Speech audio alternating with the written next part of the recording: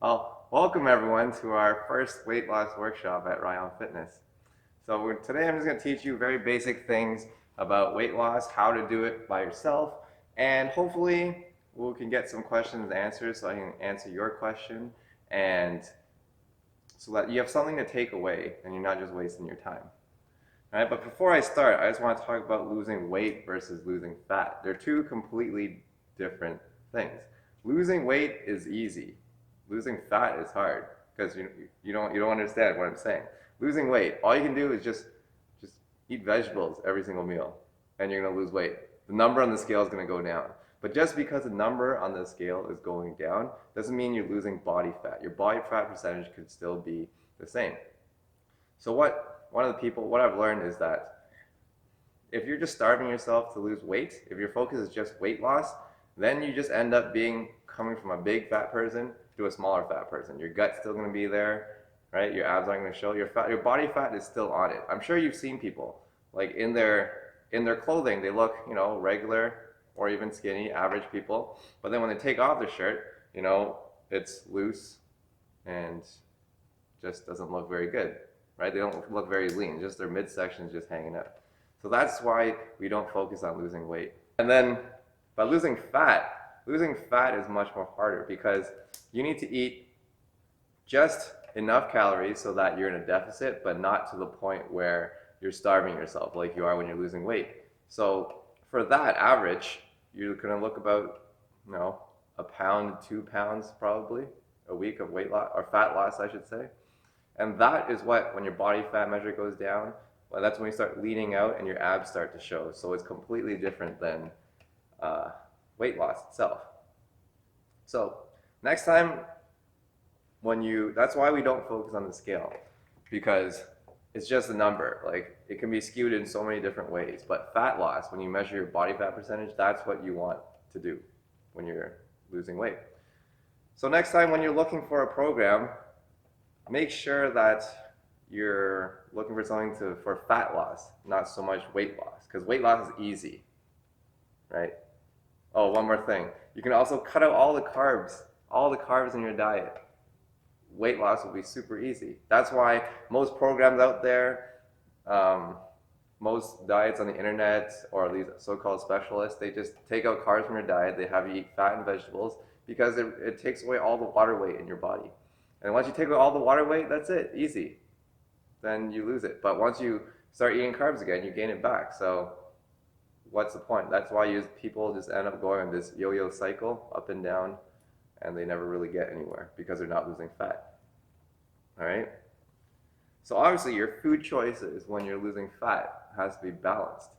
So for women, this is just very average, just very generic. So it might not work for everyone, but this is just a general for just people who haven't done anything yet, who are starting off.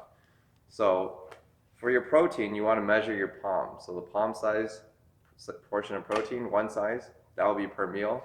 That's roughly how much protein you want per meal.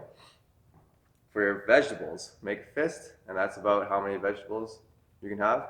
If you want to have more vegetables, that's fine. Like, eating more vegetables, it can't be a bad thing for you. You're not going to gain weight or anything because of vegetables. For your carbs, you're going to make a cup with your hand, and then whatever you can fit in your hand, approximately, that's what you're going to have for carbs.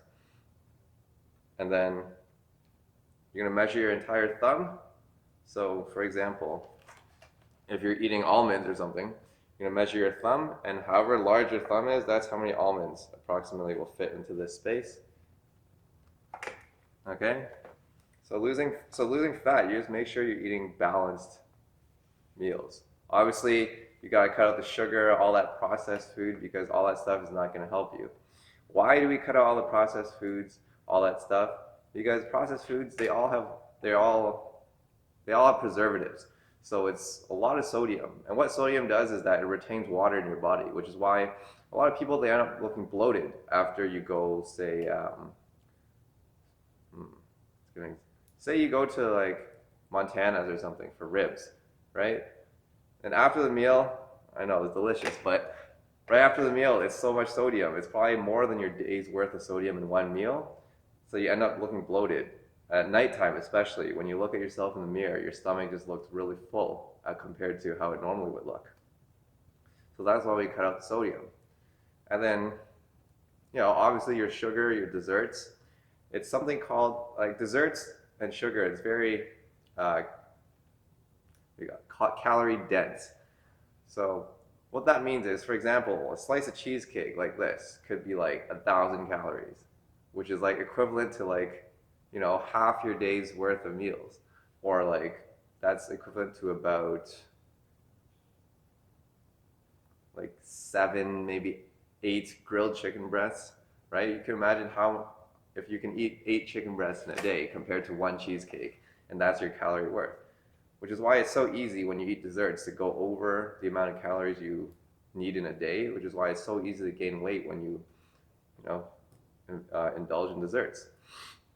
Same thing goes for sodas, pops, alcohol, all that stuff. It's empty calories. You don't ever feel full when you drink those things. Like a can of pop, those regular sized cans of pops, like 140 calories. But after you drink it, you don't feel satisfied, you don't feel full. And then that also raises your blood sugar levels and everything and spikes it. But we're not going to get into that science today because that's a whole other topic. But basically, it's just going to not help you lose the weight you want. You're just drinking straight sugar. All right. So tips for eating out. Because obviously, you can't be perfect, stay home every single day. It's impossible to make your own meals. Sometimes you just have to go out, you gotta have a life, you gotta have a social life. So you pick your poison, that's the first thing. What I mean is that you either have an appetizer, you're either gonna have drinks or dessert. Where people go wrong is that they have all three. That's where the weight gain comes. Because majority of the calories from your meal when you go out, it's in those things. Your breads, or your drinks, your appetizers, or your desserts. Most of it's there. So pick one, not all three. And then choose a meal that's not only strictly carbs.